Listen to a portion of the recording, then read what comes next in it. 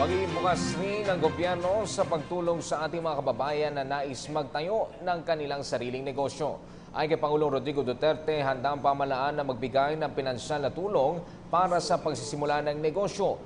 Maliban rito ay sinusulong rin ng Pangulong Duterte ang pagbibigay ng proteksyon sa mga maliliit na negosyante. Nagbabalik si Joy Gumatay. Matapos ang daang-daang banana farmers ay mga micro, small and medium entrepreneurs naman ang sinuportahan ni Pangulong Rodrigo Duterte sa paglulunsad ng Mentor Micro Enterprises Program ng Department of Trade and Industry. Dito ay ipinahayag niya ang kahalagahan ng money management skills ng mga Pilipino na nais umunlad sa kanilang negosyo anumang edad sila magsimula sa inisyatibang ito. Sa katunayan nga, ibinigyang diin ng Pangulo na maaaring lumapit ang mga kabataan sa ating pamahalaan kung nangangailangan sila ng tulong pinansyal sa pagpapasimula ng kanilang negosyo. I will discuss with the Secretary how much I can set aside para sa inyo. Itong mga maliliit, how to start with. Just listen to what they taught you.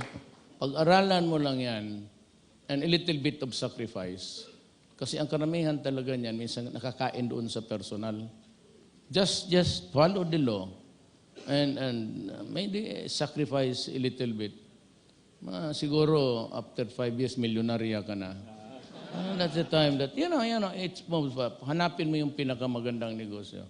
Higit pa rito, hindi lingid sa kaalaman ng Pangulo ang pang-aabuso ng mga middlemen sa mga mahihirap na magsasakang pinag-aangkatan ng mga pananimula sa malalayong lugar, gayong may kakulangan pa ang ating bansa sa maayos na farm-to-market roads. Kaya naman suwestyon ng Pangulo, dapat ay bigyang suporta sa ating bansa ang paglulunsad ng mga kooperatibang susuporta at magtatanggol sa karapatan ng mga maliliit na magsasaka.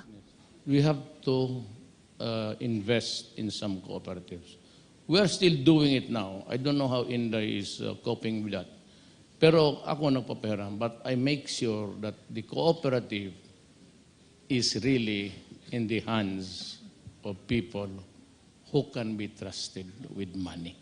Ang Mentor Micro Enterprises Program ay isa lamang sa mga inisyatiba ng pamahalaan tungo sa pagpapalawak ng operational systems and business skills ng mga micro, small and medium entrepreneurs. Sila ay bumubuo sa mahigit 78% ng mga negosyo sa Pilipinas.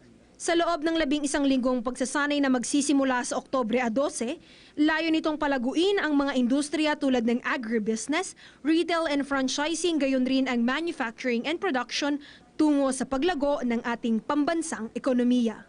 Para sa PTV News, Joy Gumatay. Hi, ako po si Aljo Bendijo. Subscribe na sa PTV YouTube channel. I-click lang ang subscribe button.